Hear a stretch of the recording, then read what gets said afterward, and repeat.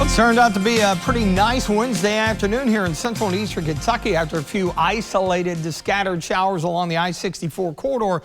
Still have to get through this evening with the potential for a few strong to severe storms, but those storm chances gradually end later tomorrow. And finally, we're going to dry out as we welcome the summer season. Late Friday, big ridge of heat set to build in for the upcoming weekend and beyond. Checking out Viper radar. So far, so good. Notice nothing going on here in central and eastern Kentucky. Everything is just to our northwest here. An intense squall line, thunderstorms, just a tremendous amount of lightning with it, and of course wind gusts in excess of 70 miles per hour. You see all the severe thunderstorm warning boxes lined up, or polygons that is. The movement of these, it's going to take a lot of it up into the Cincinnati metro area. We'll have to watch this little cluster here in western Kentucky, and notice a few are trying to fire just west of Louisville. A lot of the short-term higher resolution data still developing kind of a broken line of storms and moving it into central and eventually eastern Kentucky, but potentially in a weakened state later this evening and overnight. Again, you see the activity earlier going by the wayside, the spin with that area of low pressure, and again, that squall line really picking up the pace and racing across Indiana, and it will impact western Ohio here shortly. A few storms going up into western Kentucky that bear watching. Of course, we're still in that level 3 risk out of 5. Damaging winds being the primary threat. Lexington off to the north and west. A good chunk of eastern and southern Kentucky in the level 2, and notice how it does ramp down to a level 1. In this scenario, a quick little spin up can't be ruled out as far as a tornado, but again, I think it's mainly going to be a damaging wind threat. And notice the tornado watch goes to I-65, including Louisville,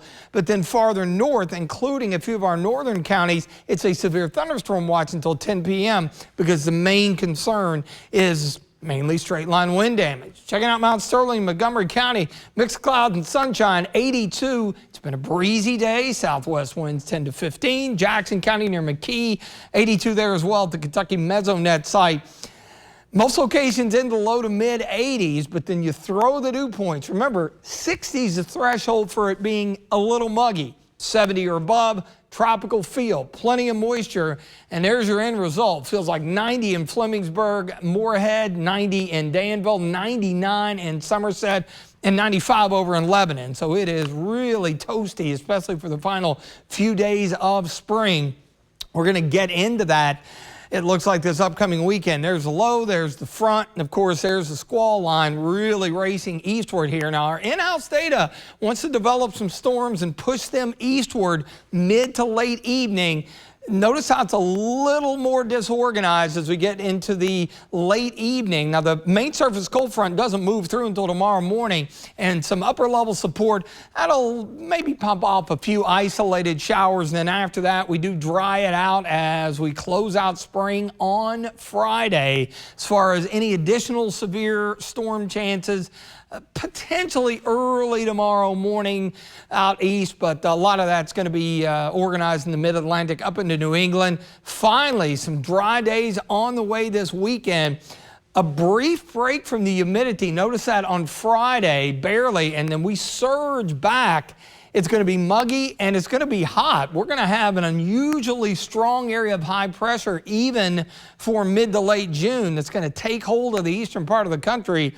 So it will be hot and it's going to be pretty humid as well. And to that end, you're looking at widespread heat index values by the end of the weekend, Sunday and into Monday, right around that 100-degree mark. And you know the drill. It takes the body a little while to get acclimated, considering this is our first round of it into the early summer by then. So keep that in mind for outdoor activities this weekend. Muggy scattered storms, a few could be strong this evening, 71. A few of those tomorrow, winding down as we get drier air in here late, 82. And the extended forecast, say hello to summer officially 10:41 p.m. on Friday, and it will feel every bit of it for the upcoming weekend. Dry, hot, on the muggy side as well, and enough to maybe fire off an isolated storm or two during the afternoon hours into the mid part of next week. But still hot out there with highs in the low 90s.